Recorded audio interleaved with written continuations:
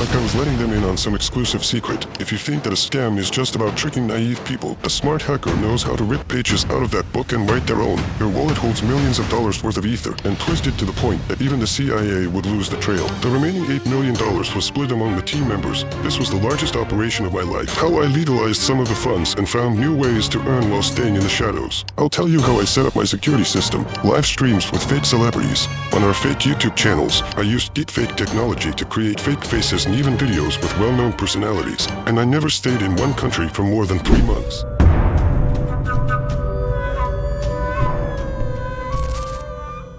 Hey, hustlers. I'm CyberDark, and if you want to learn how to make millions in crypto without getting caught, you've come to the right place. But don't think this is just another tutorial. No. This is the story of how I ventured down the dark path of crypto scams, manipulating markets, deceiving people, and creating my own schemes using MEV Bots. Are you ready to uncover the mechanics of a true crypto scam? This video is my confession, a tell-all about how I used MEV Bots, exploited the crypto market, and made millions in the darkest corners of blockchain technology.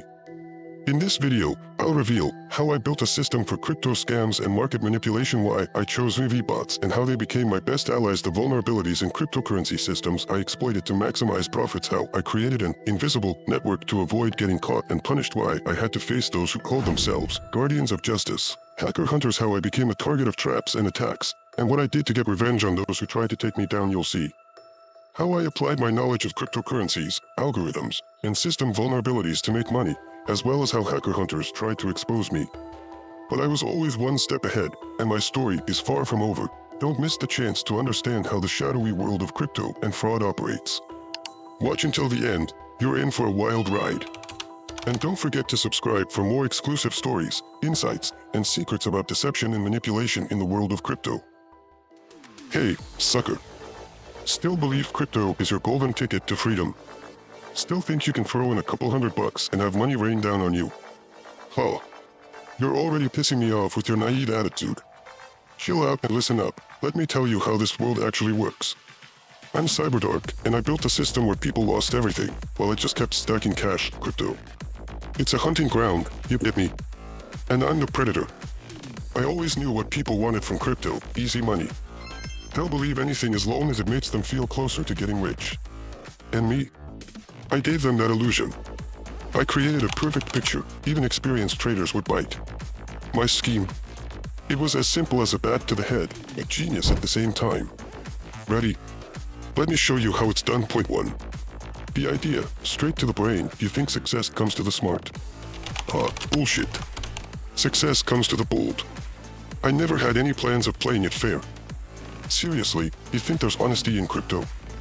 This whole market is built on greed, fear, and hope. All those traders, investors, miners, are just meat for people like me. When I started, I noticed something. People eat up anything on YouTube that promises money. They actually believe some random dude on the internet will tell them the secret to success. Pathetic. That's when it hit me. These were my people. Their trust. That's my biggest asset. Their money. That's my target too. Building the persona. Step 1. Create a legend. You've got to look like you've already made it. I started a new YouTube channel and gave it some loud, flashy name like Crypto Hunter or Dark Wealth. Logo. I slapped together something on a free website, threw in some shiny fonts to make it look expensive. The avatar. Hooded guy with charts and candlesticks behind him. Keep it mysterious, the content. Super simple. I recorded videos where I talk just like I'm talking to you right now. Confident, aggressive, cocky. You think crypto is your way to success? You don't know shit. Listen up, and maybe I'll show you how to get rich if you've got the brains. People love that stuff. Confidence sells, especially when you're dangling the promise of easy money. And I gave them exactly that, hope. But I added a little challenge to it. Want to make bank? Follow me. Otherwise, stay broke. Free, the code that does the job. Once I had people hooked, I moved to the next step, the scam itself. I sold them the idea of a MEV bot. Know what that is? A bot that supposedly makes money by arbitraging Ethereum trades. But in reality, it wasn't a bot at all, it was a trap. I either wrote or pulled some code from GitHub that looked like a legit tool for arbitrage trading. On the surface, it was simple. You run the bot, it scans the Ethereum network for profitable trades, and boom, you make money. I even showed fake screenshots of my earnings. All fake, of course, but who's gonna check?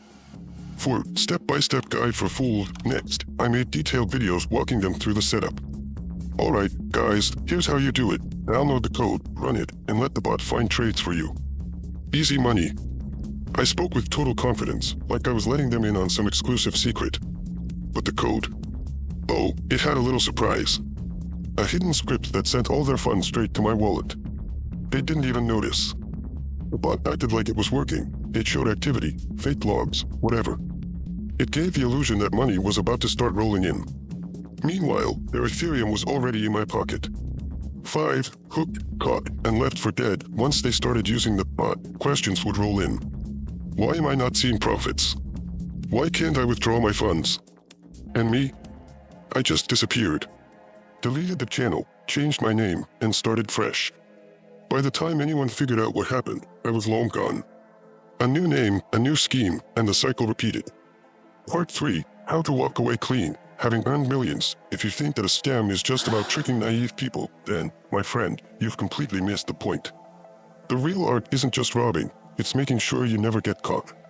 Today, I'll tell you how I set up my security system, disguised myself, and cashed out millions into fiat. Just imagine, your wallet holds millions of dollars worth of ether, and you need to make sure no one can trace that money. Now listen to how I did it. Point 1. It all starts with anonymity, the first rule of a scam. You mustn't exist. Who is CyberDark? It's not a person, it's a legend. In reality, I had no direct trace leading back to me. Every account, every wallet, every tool was encrypted, masked, and twisted to the point that even the CIA would lose the trail. VPN on VPN, forget about free VPNs, that's for fools. I used multi-hop connections through paid private servers. One connection went through Europe, another through Asia, and a third through Africa. If anyone tried to trace me, they'd end up in a maze where every turn was a dead end. Tor and virtual machines. All my operations were run through the Tor browser, launched on encrypted virtual machines. Every session was a new identity. Even if someone hacked one virtual machine, they'd only find a blank screen on the next one. Fake data. All my fake accounts, YouTube, Telegram, Reddit, were registered with stolen or purchased documents. For each project, I created a new identity with a separate backstory. Even if someone dug into these details, they'd be led down a false trail. 2. Wallets and transactions. My alchemy. You think Ether or Bitcoin are anonymous. Huh. That's a fairy tale for newbies. In reality, every blockchain is an open book where anyone can see who sent what to whom. But here's the trick. A smart hacker knows how to rip pages out of that book and write their own, splitting transactions. Never leave large amounts on one wallet. As soon as Ether arrived at my address, I immediately split it into thousands of microtransactions, sending them to hundreds of other wallets. It was like an anthill. Try finding the queen in that mess. Mixers. This was my favorite tool. I'd send Ether into special mixers, which mixed it with millions of other transactions. As a result, no one could tell where the money came from or where it went. Back bridges. I'd transfer crypto through multiple blockchains. Ether would turn into Monero, Monero into Zcash, Zcash into Bitcoin, and Bitcoin back into Ether. Each conversion would sever the traces until my money turned into clean, untraceable crypto. Point 3. Fiatization, turning crypto into real cashless and closely, because this is the most important part. If you want to enjoy your millions, you have to know how to convert them into fiat without leaving traces. Here's how I did it, through the darknet. First off, I'd look for buyers on darknet forums. There's always someone there willing to exchange your Ether for cash. Sure, the commission was hefty, but I got the money right in hand. Fake companies. I created fake companies that supposedly provided IT services. Through these companies, I legalized my earnings. I'd receive payments for work, but in reality, it was my own money being cashed out through crypto, cash out via middlemen. In every major city, there are gray exchanges that cash out crypto. I used their services, but I never showed up in person. It was always through trusted people I found on the darknet. Point 4. Masking digital footprints. You wouldn't believe how many people get caught simply because they don't know how to hide their tracks. I never made that mistake. Every operation went through encrypted channels, and after it was completed, I destroyed all the data. Encrypted communication. All my communication went through end-to-end encrypted apps. Even if someone intercepted a message, all they'd see would be a string of meaningless characters. Self-destruction of data. After each operation, I wiped my devices. Data was erased in such a way that it couldn't be recovered, even with forensic tools, false tracks. Sometimes, I deliberately leave fake clues to lead the hunters after me down a dead end. For example, fake IP addresses from China or Russia, making investigators chase ghosts. Point 5. Psychological defense. When you're sitting on millions stolen from thousands of people, the pressure starts to build. But I was always one step ahead. I understood that fear was my greatest enemy, so I kept myself composed, never panic, even if someone starts getting suspicious. Stay calm. People believe confidence faster than they believe the truth. Never get attached to the money. If you feel like you're being tracked, liquidate your assets and start over.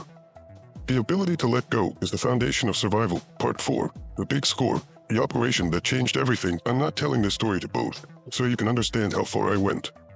The Big Score was the operation after which I earned so much that I could simply disappear off the radar and live like a king. But you know the catch. Once you've tasted power and easy money, you can't stop. Anyway, let's get to it.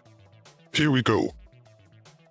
1. Preparation. Planning. Like a chess grandmaster, you think hackers just log into the network and bam, the money's already in their account.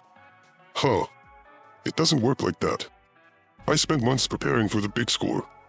This required the perfect strategy, where every detail worked like a gear in a watch. Choosing the target needed to be big, but not too protected. We focused on middle-tier investors who believed in easy money but lacked technical knowledge. YouTube was the perfect platform, millions of viewers, most of whom had no idea how cryptocurrencies work. Creating a network of channels, my team and I launched 10 fake YouTube channels at once. Each one presented itself as a successful trader, investor, or expert. The content was perfectly tailored to the audience. Beautiful graphs, stories about rich lifestyle, expensive cars and houses. It looked so real that even experienced crypto enthusiasts could fall for it. Advertising promotion. We invested tens of thousands of dollars in advertising. Google ads, targeted ads on Telegram, even buying spots with real influencers. Our goal was simple, to make sure thousands of people heard about our project. 2. The legend. How we build trust. You know why people fall for scams?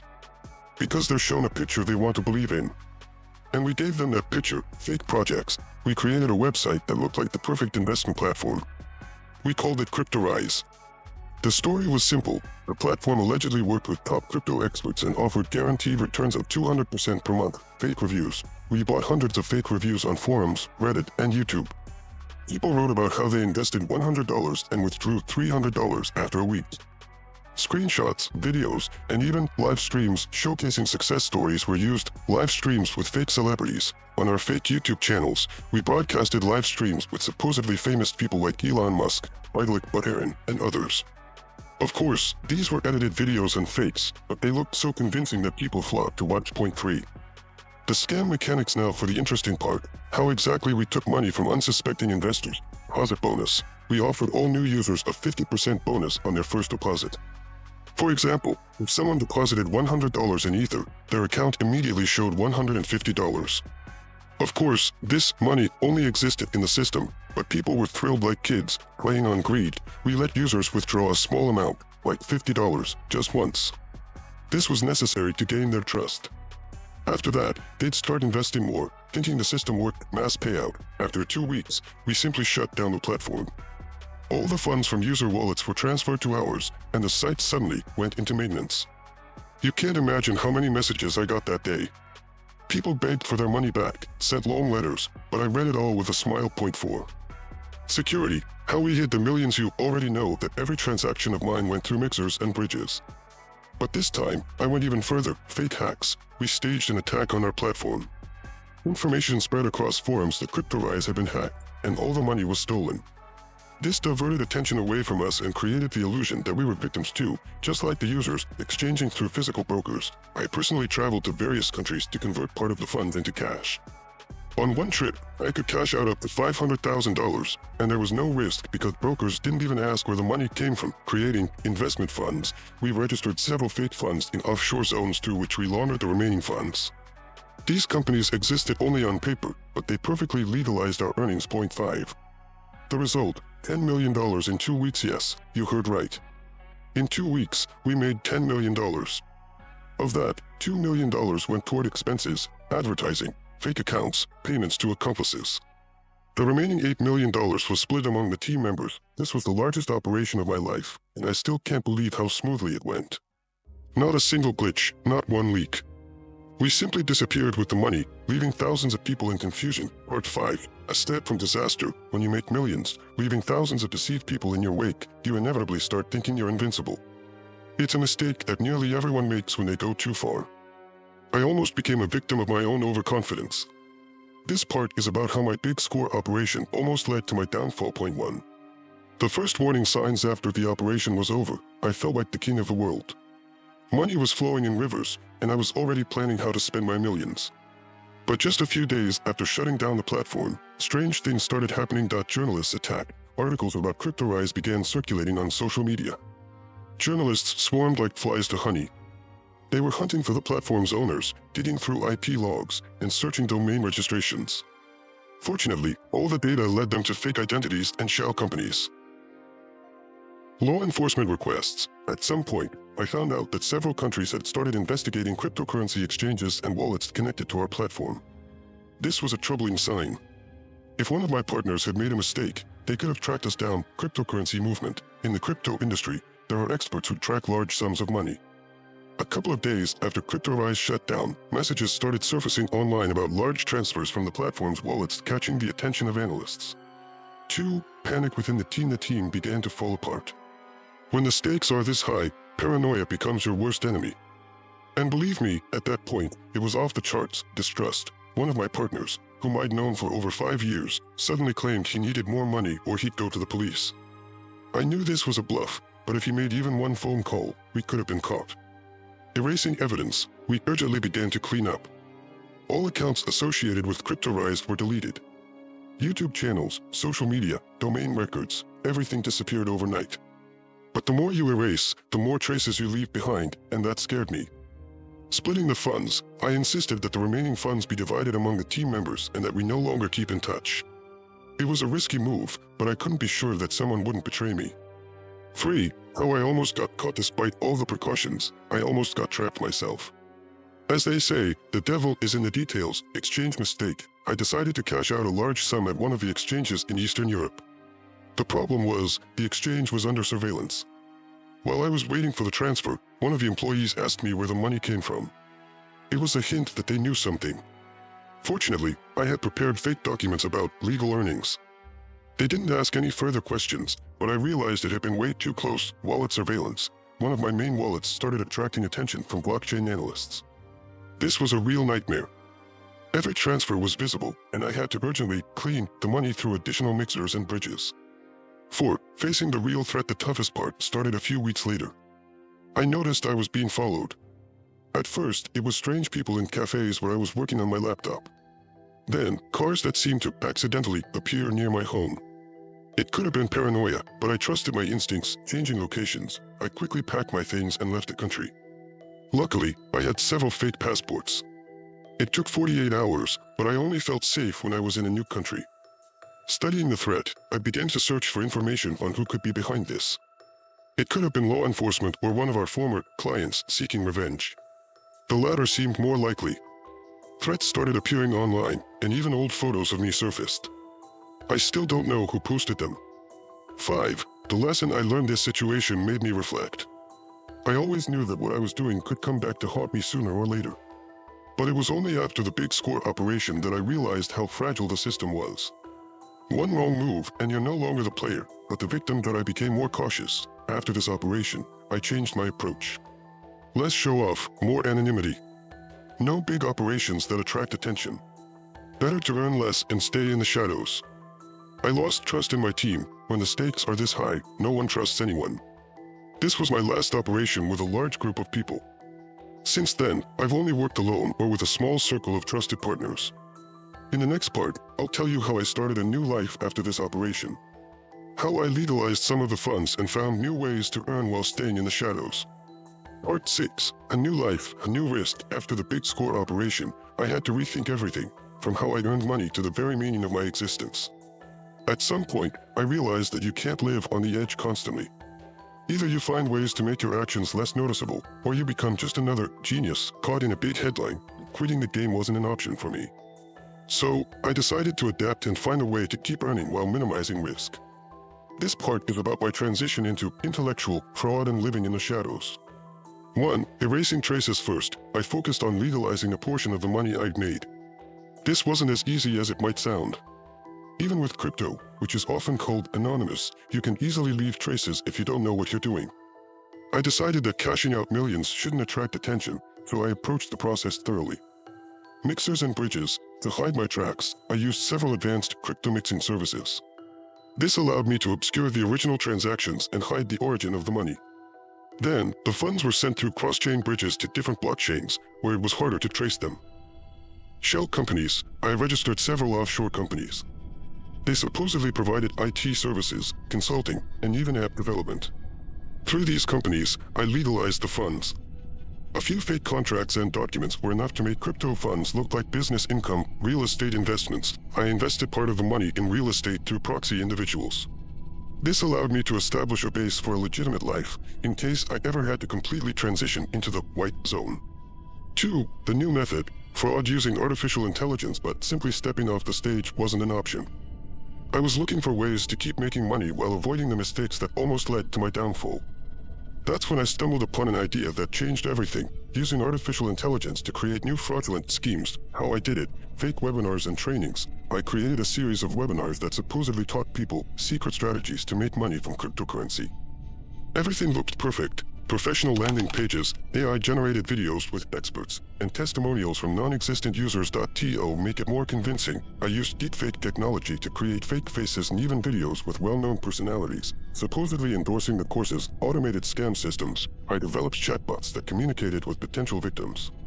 These bots could answer questions, convince people of the reliability of the scheme, and even send them links to fake exchanges and wallets. These bots worked 24/7, and their algorithms were trained on real data from conversations I had gathered in previous operations. Fake investment platforms. I created several new platforms offering investments with the help of artificial intelligence. We used cutting-edge machine learning algorithms to multiply your funds. Banners screamed. People believed to create the illusion of success. I displayed fake profit growth charts and data about thousands of satisfied investors. 3. Living in the shadows. I knew that new technologies gave me an advantage, but I also understood that every day my enemies, whether law enforcement or whistleblowers, weren't standing still either. That's why I changed my lifestyle. Technical protection. I began using specialized devices and networks. Phones with custom operating systems, encrypted chats, VPNs that routed through 3 different countries. Even in my everyday life, I never used the same SIM card for more than a week. Movement. I adopted a traveling light lifestyle. I had several bases around the world, and I never stayed in one country for more than 3 months. This not only minimized risk, but also made me unpredictable. Minimizing contacts. After the mistakes of the past, I completely abandoned working with large teams. Now, everything was automated, and the only person I trusted was myself. 4. Ethics and doubts. At this point, I started asking myself questions. Was it all worth it? I had earned more than I could ever spend in a lifetime, but I lived in constant tension. I also knew that every stolen dollar meant a real person lost their savings. Some went into debt. But I kept convincing myself it was their mistake. They were the ones who came to me with greed in their eyes. They believed in promises of easy money. My job was only to show them the pretty picture. The rest was their choice. Hunters on my trail, up to a certain point, I thought I was untouchable. Money was flowing in, my schemes were working like a Swiss watch, and law enforcement agencies seemed like flies in a web, slow and powerless. But here's what I realized: if you play in this sleeve long enough, you'll inevitably attract the attention of someone far more dangerous. Not the police, not intelligence services. I'm talking about those who see themselves as justice seekers, the hacker hunters. 1. The first alarm. One night, while staying at yet another base in Southeast Asia, I received the first warning signal: hacked email. I had used an old email account to access one of my servers. I thought I had secured it with 2-factor authentication, but I was wrong. They breached it, deleted my recovery keys, and left a note: CyberDark, we know who you are. Consider this your first and last warning. You won't escape us. What this meant, they weren't even trying to hide the fact they were coming after me. This wasn't the police quietly gathering evidence. These were people aiming to scare or, worse, frame me. 2. Who are the hunters? These people are a mix of zealots and professionals. They don't work for money. Their goal is fame. They want public triumph, to show the world how they expose people like me. And most importantly, They play by their own rules, their methods. They don't hack you outright. It's too simple. They gather your traces, analyze data, and collect intel until they piece together the full puzzle. They operate through social media, forums, and even your victims. They build traps around you, so you reveal yourself, their motive. They believe they're making the world a better place by taking down people like me. But in reality, they're just hackers with a moral code. 3. The first counterattacks. I realized this wasn't a joke when issues with my assets began to surface. Data leaks. They published parts of my communications in the dark web. Nothing overtly incriminating, but it was enough to draw unwanted attention. For example, my client started asking questions, which was already a risk to the business. Server destruction. One of my key servers, which handled all the automation for scam sites, was completely destroyed. They didn't just shut it down, they infected it with such malicious code that I had to rebuild the system from scratch. Y response, network overhaul. I destroyed all my old servers, encrypted the data, and set up new nodes on platforms they couldn't know about. Going deeper into the shadows, I cut off all contact, even with potential allies. No one could be trusted. No 1.4. How did they find me? The problem was me. No matter how well you mask yourself, mistakes are inevitable. Here's what I figured out after analyzing their moves. Human error. One of my old partners turned out to be the weak link. They tracked him and got to me through him. System vulnerabilities. Even the most perfect scheme has flaws. For instance, I used the same wallet for cash outs too often. They noticed that. 5. The enemy in reflection. The scariest part began when I realized they had started copying my methods. Yes, you heard that right. They used my own tools against me. Fake websites. They created several sites that looked like mine to lure in my clients and partners. Deepfakes and videos. They began spreading videos of my confessions using deepfake technology. In the clips, I supposedly turned in everyone I worked with and urged people to stop engaging in scams. This was a direct hit to my reputation. 6. The trap. I knew they would eventually try to capture me. And it happened. They staged a fake meeting through one of my old contacts. This guy claimed he had important information about law enforcement supposedly closing in on me. I was to meet him in Singapore. What happened? I showed up at the location, but instead of him, I was met by an undercover agent trying to access my laptop with a specially designed device. But I was ready. The trap backfired. I tracked him back to their headquarters. 7. A new plan. After this attack, I realized that defending myself was useless. If you want to win, you have to go on the offensive. I decided to turn the hunters into the hunted. And in the next chapter, I'll tell you how I tracked down their leader, breached their internal communications, and made them regret ever crossing paths with CyberDark. This was a survival game, and I intended to win at any cost.